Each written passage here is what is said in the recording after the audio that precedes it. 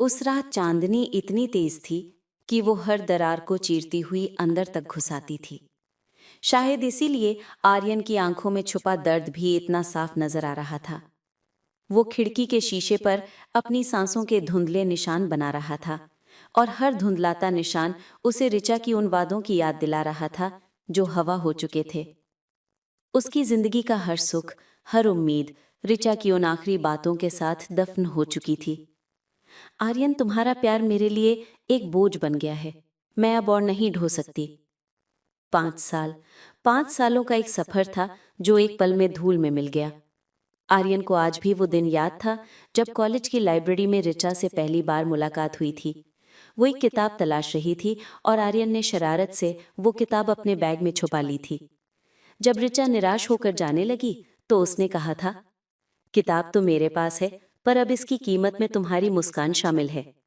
ऋचा ने शर्माते हुए, गुस्साते हुए जो मुस्कुराहट दी थी, वो आर्यन के लिए एक पूरे जीवन का सहारा बन गई थी।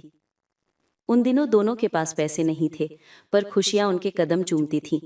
बारिश में चाय की दुकान पर बैठकर गर्मा गर्म पकौड़े खाना, ऋचा के जन्मदिन पर आर्यन का हाथ से बना हुआ ग्रीटिंग कार्ड, रात भर फोन पर बातें करते करते सो जाना। ये छोटे छोटे पल आर्यन के लिए दुनिया की सबसे बड़ी दौलत थे।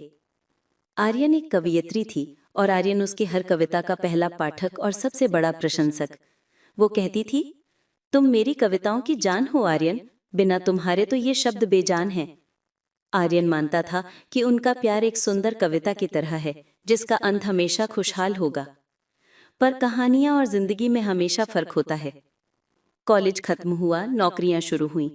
आर्यन को एक अच्छी नौकरी मिल गई, जबकि ऋचा अभी भी अपने सपनों और रचनात्मकता के बीच संघर्ष कर रही थी। शुरुआत में सब कुछ ठीक था, लेकिन धीरे धीरे दूरियां बढ़ने लगीं। आर्यन की नौकरी की व्यस्तता बढ़ी और ऋचा का अकेलापन। वो बातें कम होने लगी, मिलन के पल छोटे होने लगे। आर्यन को लगता था कि वो ऋचा के लिए एक सुरक्षित भविष्य बना रहा है, पर ऋचा को लगता था कि आर्यन उसके अब को भूलता जा रहा है। एक शाम आर्यन ऑफिस से देर से लौटा। ऋचा उसके इंतजार में बैल्कनी में बैठी चांद को निहार रही थी।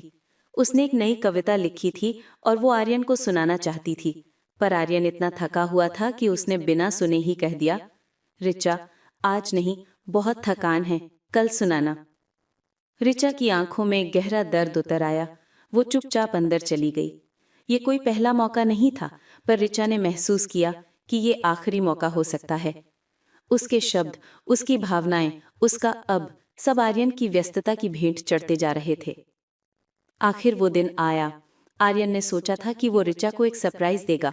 उसने उस रेस्टोरेंट में टेबल बुक की थी जहां वे पहली बार डेट पर गए थे। वहां पहुंचकर ऋचा का चेहरा उदास था।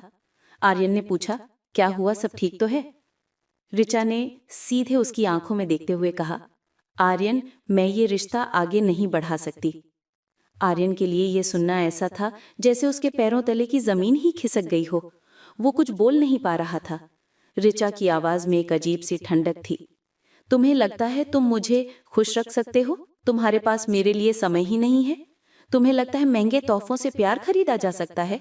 मुझे तो वो आर्यन चाहिए जो मेरी कविताओं को सुनता था, मेरी छोटी छोटी बातों पर हंसता था। वो आर्यन कहीं खो गया है।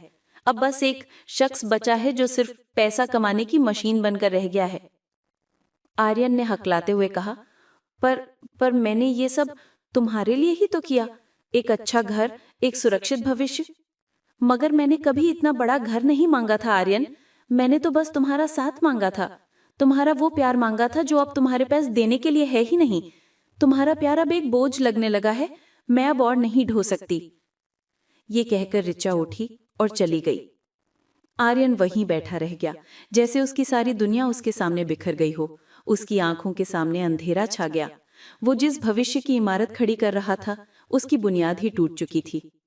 उस रात के बाद का समय आर्यन के लिए एक सूनी सुरंग की तरह था।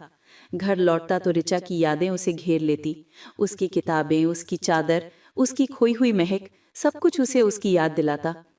वो रातों को ऋचा की पुरानी कविताएं पढ़ता और उसकी आवाज याद करके सौबित करता। एक दिन उसे ऋचा की एक पुरानी डायरी मिली। उसमें लिखा था, आज आर्यन ने मेरी एक छोटी सी बात पर इतना ध्यान दिया। मुझे लगता है कि इस दुनिया में सबसे ज्यादा प्यार वही करता है। काश ये प्यार हमेशा ऐसा ही रहे। ये पढ़कर उसकी आंखों से आंसू की बूंदें डायरी के पन्नों पर गिरने लगीं। उसे एहसास हुआ कि ऋचा को उसके महत्वाकांक्षी सपनों से नहीं, बल्कि उन छोटे छोटे पलों से प्यार था जो उसने भुला दिए थे। कुछ महीने बीत गए। एक दिन आर्यन की मुलाकात एक कॉमन दोस्त से हुई। उसने बताया कि ऋचा अब दूसरे शहर में रहती है और एक पब्लिशिंग हाउस के साथ काम कर रही है। उसकी कविताओं का एक संग्रह आने वाला है। दोस्त ने कहा, वो अब बहुत बदल गई है, खुश लगती है। ये सुनकर आर्यन के दिल में एक अजीब सी टीस उठी। क्या ऋचा सचमुच उसके बिना खुश थी? क्या उसके जाने के बाद उसकी जिंदगी में सचमुच सुख आ गया था? वो जानता था कि इन सवालों के जवाब ढूंढना उसे और ज्यादा तोड़ देगा, फिर भी वो जानना चाहता था। एक शाम वो उस पार्क में गया जहां वे अक्सर सैर करने जाया करते थे। वही पेड़, वही बेंच, सब कुछ वैसा ही था, बस ऋचा नहीं थी। उसने देखा कि एक युवक और युवती उसी बेंच पर बैठे हंस बोल रहे हैं, ठीक वैसे ही जैसे वे कभी हुआ करते थे। आर्यन ने मुड़कर देखा और उसकी नजर बेंच के पीछे खुदे हुए एक नाम पर पड़ी, आर्यन एंड ऋचा फॉरएवर। ये देखते ही उसका दिल एक बार फिर टूट गया। उसने महसूस किया कि ऋचा का जाना कोई आवेग में लिया गया फैसला नहीं, बल्कि एक लंबे दर्द का अंत था।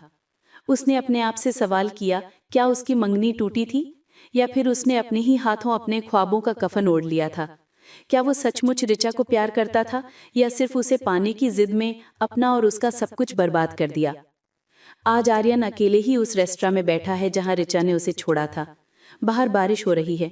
उसने ऑर्डर दिया, 2 चाय। वेटर ने हैरानी से देखा।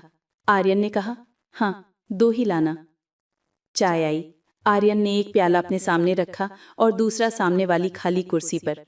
उसने खाली कुर्सी की तरफ देखते हुए कहा, तुम्हारी चाय ऋचा। उसकी आंखों से आंसू की एक बूंद गिरकर चाय में समा गई। उसे लगा जैसे उसने ऋचा को अंतिम विदाई दे दी हो। शायद यही सच्चाई थी। कभी कभी प्यार इतना गहरा होता है कि टूटने पर उसके टुकड़े दिल के अंदर ही धंस जाते हैं और फिर हर धड़कन के साथ चुभते रहते हैं। आर्यन की मंगनी नहीं टूटी थी, बल्कि उसके ख्वाबों ने ही उसकी हकीकत का कफन ओढ़ लिया था, और अब वो इसी कफन में लिपटे अपने अकेलेपन के साथ जी रहा था।